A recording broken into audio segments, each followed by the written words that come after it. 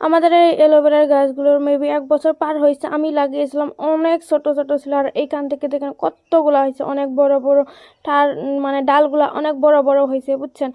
আর এগুলা সবসময় সেমার মধ্যে রাখতে হয়, না হলে কিন্তু রোদের মধ্যে পুড়ে যায়।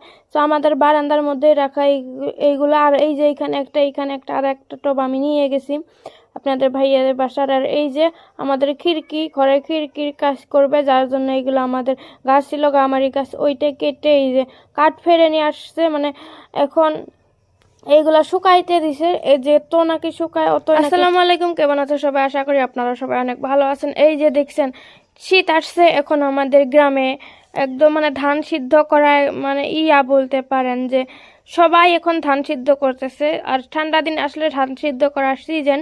আমাদের এইখানে আমাদের গ্রামে তো মেবি সবারই ধান সিদ্ধ করা হয়ে গেছে, আমাদেরও সিদ্ধ করতেছে। আরও সকালে উঠছে, আমি একটু লেট করে উঠছি ঠান্ডার জন্য,